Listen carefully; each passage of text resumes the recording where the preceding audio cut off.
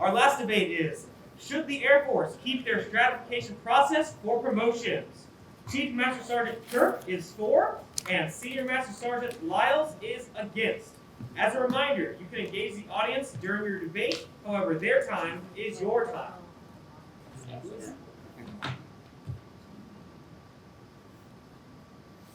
want to sign, print, whatever.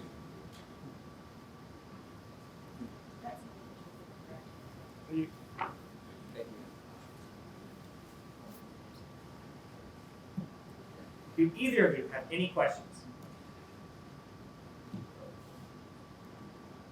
Chief Master Sergeant Kirk, you have 2 minutes for opening statements and introductions. Your time starts. Q1 CRG. We're here today to talk about strats, right? Obviously, it's it's an ever-changing process of how we do the boards, how we do our squads, and throughout the my last 22 years, we've done everything from force distribution. You can have so many percentage of your forces be, so many senior airmen in a squad can have a firewall 5 all the way to today, right? Where we just had a new change come out last night where, if you get a must promote versus promote down, is it, the top one's worth X number of points and then the next one and so on, right? It's an ever evolving process. And I think the process and how we get to that end state isn't necessarily as important as the overall stratification process at the local level. So I think when we talk about strats, whether that used to be at the group, no longer, now it's only at the wing, right? And what gets accomplished through that process. And it's not just getting a numerical identifier on a human being and saying that this person is better than this person, right? It is a chance for us to look at the Air Force value system as it's ever changing, provide that feedback to the people that got stratted, that didn't get stratted, to give yourself, how many people have spent their, you almost got promoted, right? Like you almost got that must promote, you almost got that promote now, but there's no quantifiable feedback to it, right? Or maybe you did get a promote now, like, but am I number 1 or was I number 3? You don't know, right?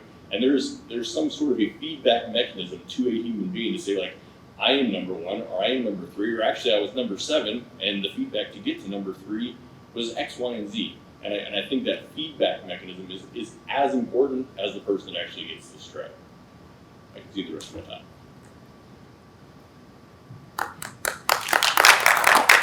Thank you. Senior Master Sergeant Lyles, you have 2 minutes for introductions and opening statements. Your time starts now. Thank you. I'm Senior Master Sergeant C.T. Lyles. I am the superintendent at the 87th Air Base Wing Administrative Section inside of the Command Section. So I too have been in for quite a while, 24 years to date and a few more months. And I want to review this question very quickly.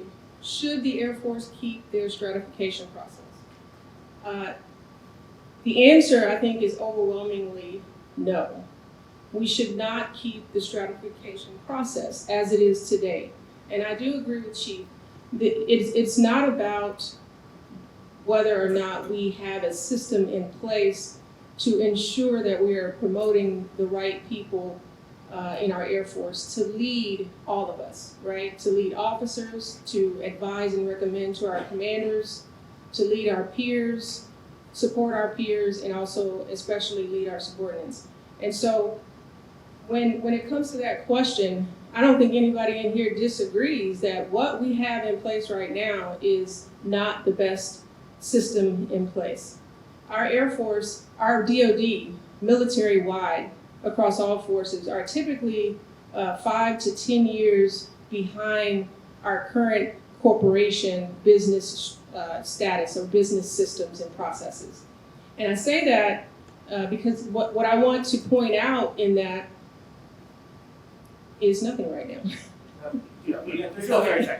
I want to point out that we need to catch up. Businesses have tried the stratification process before, years ago. It didn't work, and they did away with that process. And I think it's time for us to do so as well. Thank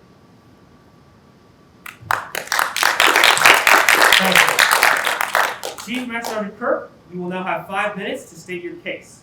Your time starts now.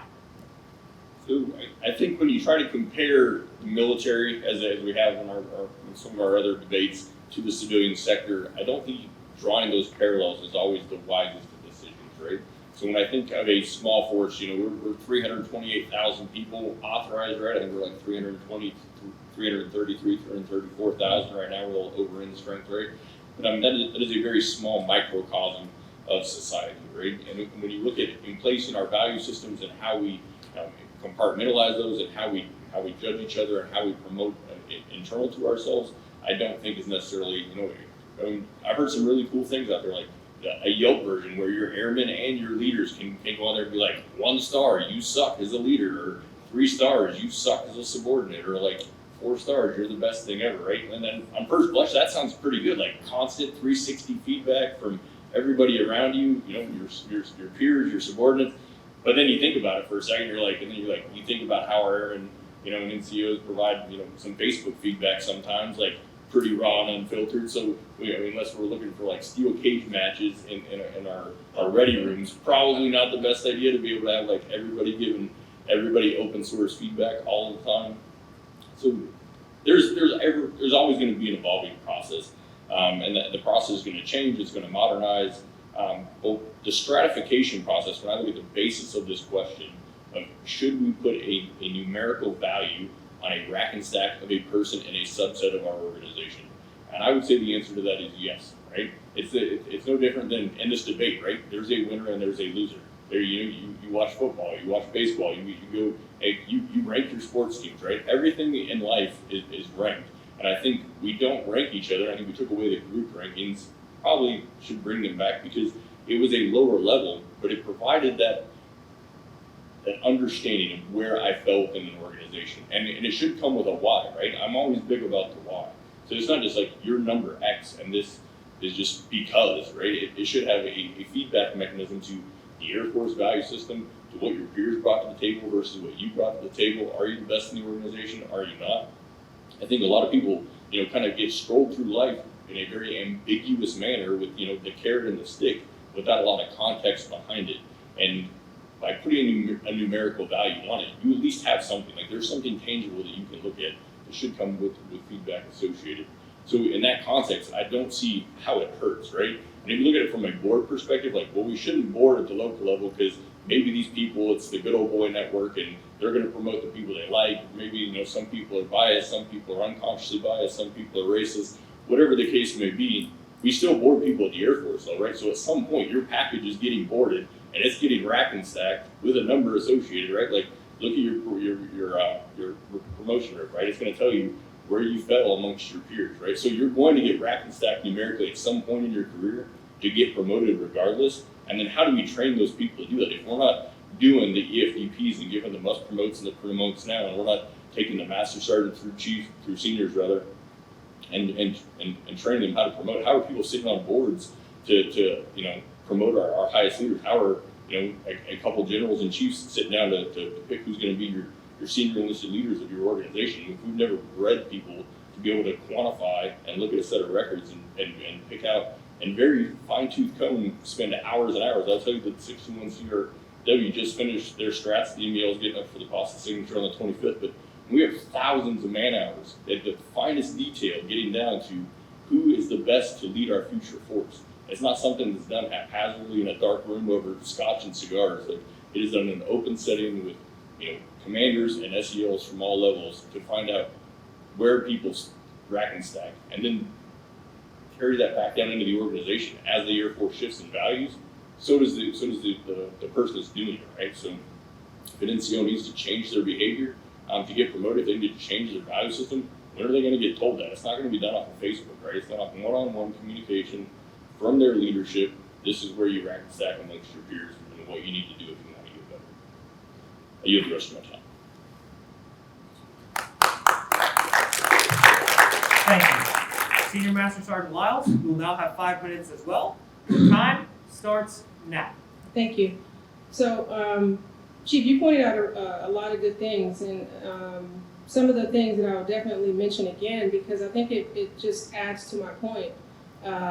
There is still the possibility with the current stratification system that we have, there's still a possibility for biases, which are conscious and some unconscious. I've seen them. There are still possibilities for a good old boy system. It's still happening today. And also, if you, just to let you know, there are also many different ways of stratifying folks. For instance, this particular wing that I'm in, the 87th, may do it a specific way, but I've seen it being done extremely different when I was stationed overseas just now. So when it gets to the AFPC level or the board, the centralized board level, yes, the stratifications have already been done, but the current process is still at the senior rater level, whether it's a senior rater in a joint environment or a wing level.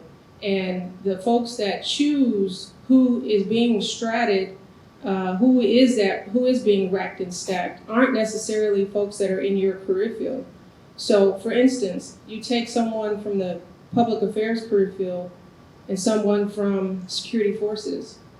You have senior leaders that are looking at these packages of folks that are in the wing, and I'm just naming AFSCs, for example, but it's very true that those senior folks may not understand what is a above and beyond performance of someone in the public affairs career field versus what is above and beyond performance of someone in security forces, or security forces versus a CE maintainer, a CE troop, or a flight line maintainer. You have folks outside of your career field that are looking at your records to see who's going to be the best person. And if your senior rater or the people that are sitting on those made-up boards, again, there's no streamlined process right now. You've got people potentially deciding your fate that don't know what your career field is all about. I argue that, yes, we do still need to ensure that we are selecting the cream of the crop. But who right now, who is deciding and defining what the cream of the crop looks like? And so when you look at the outliers, volunteerism, professional development, personal development, if those things are on the evaluation, a lot of times, because you're not really sure, I'm an administration AFSC by trade, right? So if I have somebody that is a comm person, communications person, looking at my evaluation, they may not understand that because I've created certain programs or certain opportunities and events for my people, not only am I leading at an extraordinary level above and beyond what my peers are doing, but I'm also volunteering my time and opportunity to take care of my folks. Not only that, I'm also developing myself and my airmen. But if with the current process, you should also note that after someone has been stratted, it goes to the board, the centralized board, and those people aren't guaranteed to be a part of your career field either. And so it is clear to see that the stratification, the Air Force stratification process that we have now in place is antiquated. It is not the most fair and equitable process that we can have. The lawyers said it up here earlier. Just because we're doing something does not mean that we should continue doing that. We are a military of change. We are a world of change. And so that means we absolutely deserve, as senior leaders, we deserve to look at that process, revamp it for our subordinates that are coming behind us, and we'll sit in our seats, we'll stand in our positions that we stand in today. I yield back my time.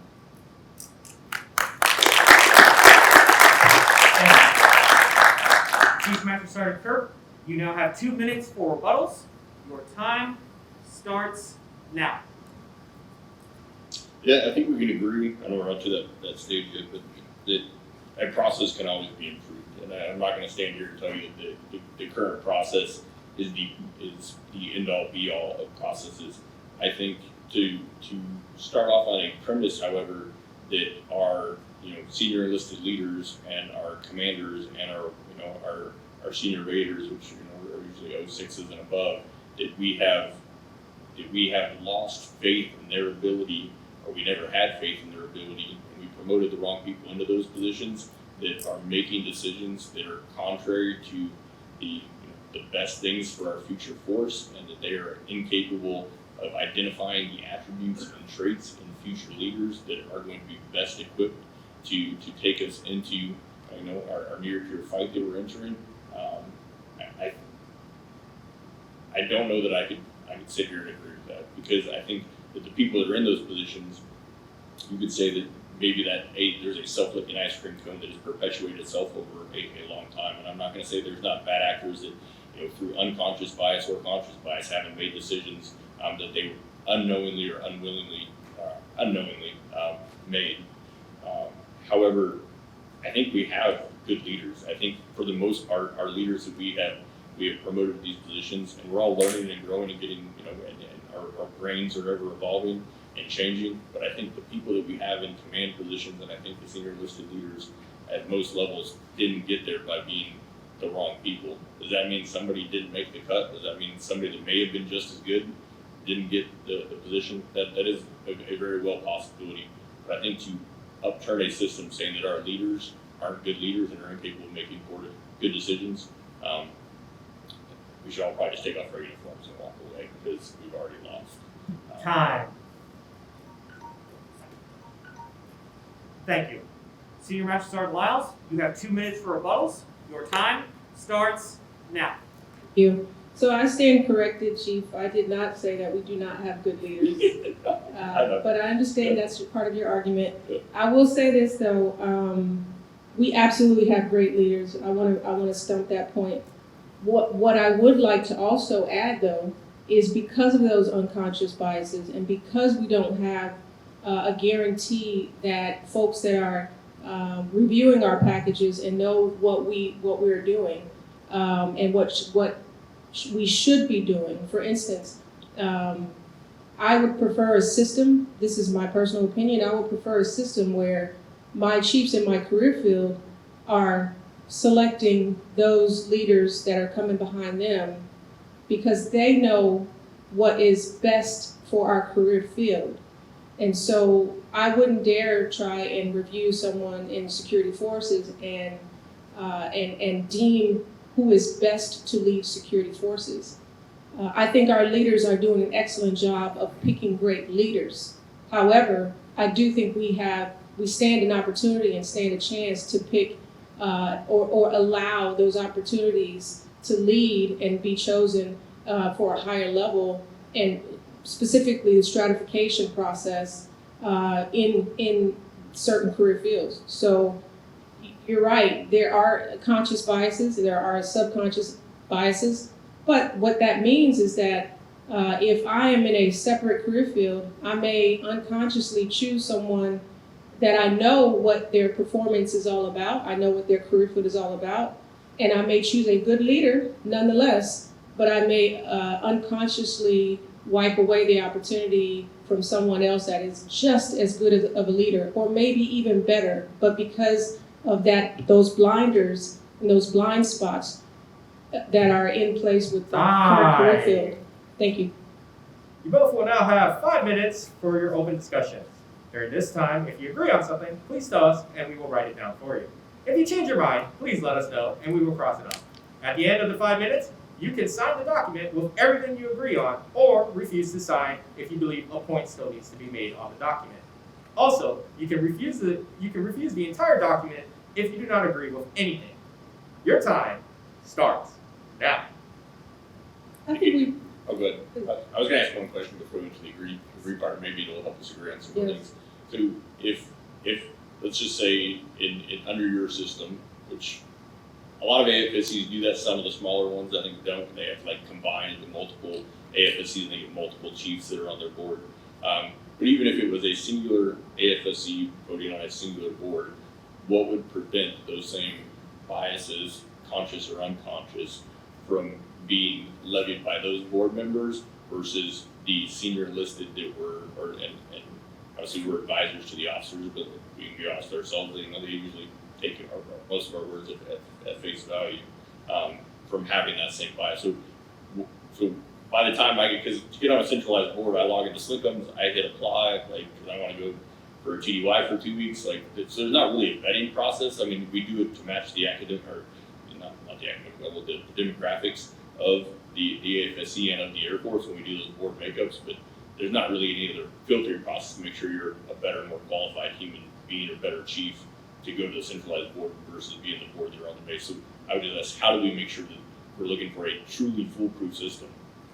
What's going to prevent that? You bring up a good, an excellent question, Chief. That is a part of revamping the process. So you're right. For those of you who are in the audience, right now, our chiefs that are sitting on those boards at the highest level are volunteering to do so. And so I propose a system where it's a blind selection. So right now, the folks that are there are only there because they want to be there. And how is that the fairest we can provide our airmen? No. And so I propose, and your answer is that should also be a part of the revamping, the reconstruction of our process that we have today. Right now, for instance, if you want to click that button because you do want that TDY, that's all it takes. That's all it takes to decide your fate. And that's not the most fair and equitable process. And I think we actually agree on that. I think, to your point, does it deserve a review? Does it deserve to be updated? I think maybe we agree on that. Now, how? That's a different discussion for a different day with a much wider audience at the table. But as it is right now, I think we do agree that the process we have in place deserves a review and deserves to be revamped. I think I can meet you halfway and say that all processes, right? Like, I mean, continuous process improvement is a thing, right? Absolutely. And could we make it better? I just hear shy of making a firm answer only because we don't control it, right? And we need to be able to control the narrative, and to doubt the system is to doubt the institution. And I'm not saying the institution can't be better, but I think that needs to be a collective. Like, I need to hear that from General Brown. I need to hear that from Chief Bass. I need to hear that. Like, I don't. Because a lot of times, how we see the world with our limited scope of information, right? Because there's things that happen behind the scenes that even at our level, we don't always get privy to. Right. How decisions are made, and why, the policy on top of the policy when you get behind the curtain, right? So I would say that the process of promotion and stratification can always change. I mean, we just saw the promotion system change last night over Facebook, right, or 2 days ago. So that will continue to happen. But I think the racking and stacking, the stratification, if you will, if done appropriately by the right people, is value added to both the member and the force.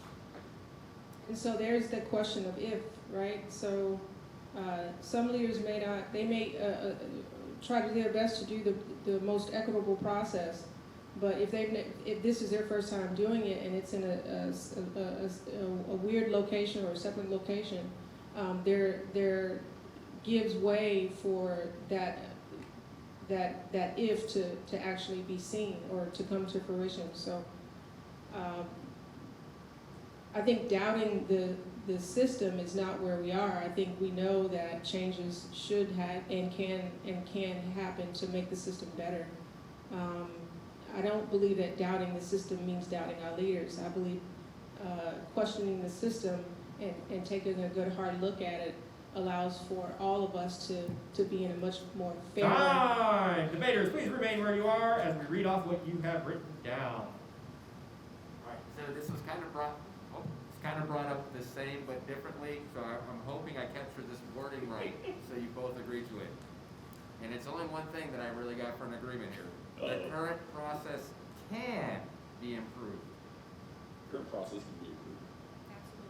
I know there's some dates between should and we should do this, but it can be improved. I think that was there anything else that you guys, I got a lot of notes, but that was the common theme between the two discussions. Yeah, I think we can agree to that. I think we can agree to that. Yeah.